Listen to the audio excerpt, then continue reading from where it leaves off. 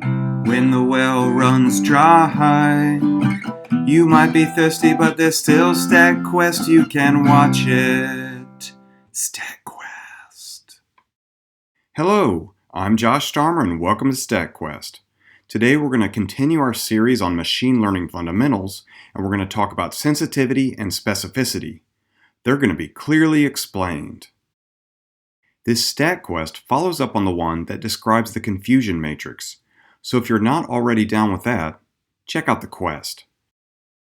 The first half of this video will explain how to calculate and interpret sensitivity and specificity when you have a confusion matrix with 2 rows and 2 columns. And the second half will show you how to calculate and interpret sensitivity and specificity when you have 3 or more rows and columns. Even if you're already down with the confusion matrix, let's remember that rows correspond to what was predicted, and columns correspond to the known truth. When there are only 2 categories to choose from, in this case, the 2 choices were has heart disease or does not have heart disease, then the top left-hand corner contains the true positives. True positives are patients that had heart disease that were also predicted to have heart disease. True negatives are in the bottom right-hand corner. True negatives are patients that did not have heart disease and were predicted not to have heart disease. The bottom left-hand corner contains the false negatives. False negatives are when a patient has heart disease, but the prediction said they didn't. Lastly, the top right-hand corner contains the false positives. False positives are patients that do not have heart disease, but the prediction says that they do. Once we've filled out the confusion matrix, we can calculate 2 useful metrics, sensitivity and specificity. In this case, sensitivity tells us what percentage of patients with heart disease were correctly identified. Sensitivity is the true positives divided by the sum of the true positives and the false negatives. Specificity tells us what percentage of patients without heart disease were correctly identified. Specificity are the true negatives divided by the sum of the true negatives and the false positives. In the StatQuest on the confusion matrix, we applied logistic regression to a testing data set and ended up with this confusion matrix. Let's start by calculating sensitivity for this logistic regression. Here's the formula for sensitivity, and for true positives, we plug in 139, and for false negatives, we plug in 32. When we do the math, we get 0.81. Sensitivity tells us that 81% of the people with heart disease were correctly identified by the logistic regression model. Now let's calculate the specificity. Here's the formula for specificity, and for true negatives, we'll plug in 112, and for false positives, we'll plug in 20. When we do the math, we get 0.85. Specificity tells us that 85% of the people without heart disease were correctly identified by the logistic regression model. Now let's calculate sensitivity and specificity for the random forest model that we used in the confusion matrix StatQuest. Here's the confusion matrix. Here's the formula for sensitivity, and when we plug in the numbers, we get 0.83. Here's the formula for specificity, and when we plug in the numbers, we get 0.83 again. Now we can compare the sensitivity and specificity values that we calculated for the logistic regression to the values we calculated for the random forest. Sensitivity tells us that the random forest is slightly better at correctly identifying positives, which, in this case, are patients with heart disease.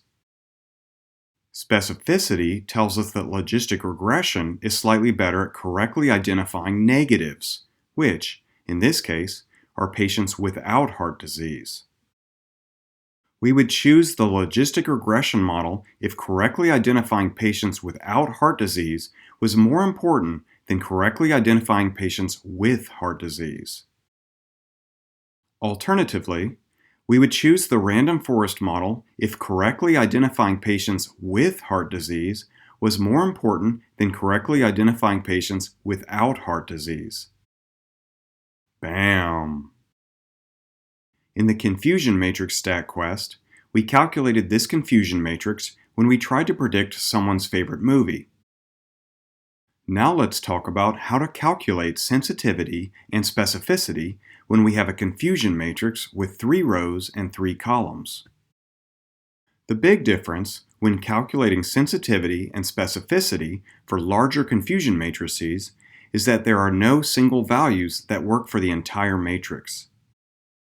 Instead, we calculate a different sensitivity and specificity for each category.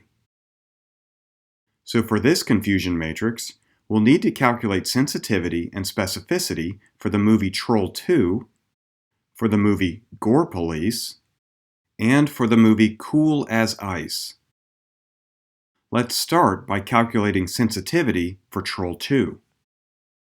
For Troll 2, there were 12 true positives, people that were correctly predicted to love Troll 2 more than Gore Police and Cool as Ice. So for true positives, we'll plug in 12. And there were 112 plus 83, which equals 195, false negatives. People that loved Troll 2, but were predicted to love Gore Police or Cool as Ice. So for false negatives, we'll plug in 195. And when we do the math, we get 0.11. Sensitivity for Troll 2 tells us that only 11% of the people that love the movie Troll 2 more than Gore Police or Cool as Ice were correctly identified. Now let's calculate the specificity for Troll 2. There were 23 plus 77 plus 92 plus 17 equals 209 true negatives. People that were correctly predicted to like Gore Police or Cool as Ice more than Troll 2. So for true negatives, we'll plug in 209. And there were 102 plus 93 equals 195 false positives, people that loved Gore Police or Cool as Ice the most, but were predicted to love Troll 2. So for false positives, we'll plug in 195. And when we do the math, we get 0.52. Specificity for Troll 2 tells us that 52% of the people who loved Gore Police or Cool as Ice more than Troll 2 were correctly identified. Calculating sensitivity and specificity for Gore Police is very similar. Let's start by calculating sensitivity. There are 23 true positives, people that were correctly predicted to love Gore Police the most. And 102 plus 92 equals 194 false negatives, people who loved Gore Police the most but were predicted to love Troll 2 or Cool as Ice more. When we do the math, we get 0.11. Sensitivity for Gore Police tells us that only 11% of the people that loved Gore Police were correctly identified. Now let's calculate specificity.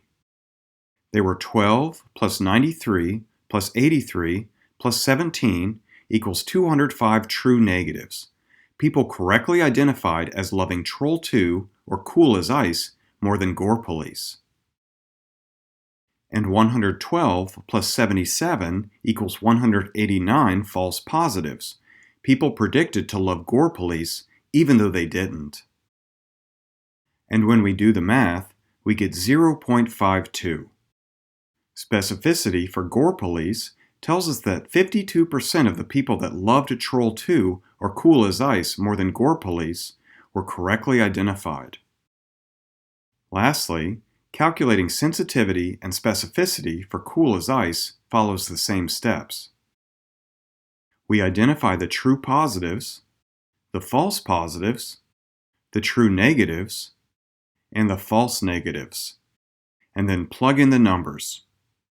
First for sensitivity, then for specificity. Double bam! If we had a confusion matrix with 4 rows and 4 columns, then we would have to calculate sensitivity and specificity for 4 different categories. Little bam! In summary, sensitivity equals the true positives divided by the sum of the true positives and the false negatives. And specificity equals the true negatives divided by the sum of the true negatives and the false positives. We can use sensitivity and specificity to help us decide which machine learning method would be best for our data. If correctly identifying positives is the most important thing to do with the data, we should choose a method with higher sensitivity. If correctly identifying negatives is more important, then we should put more emphasis on specificity. Hooray! We've made it to the end of another exciting StatQuest.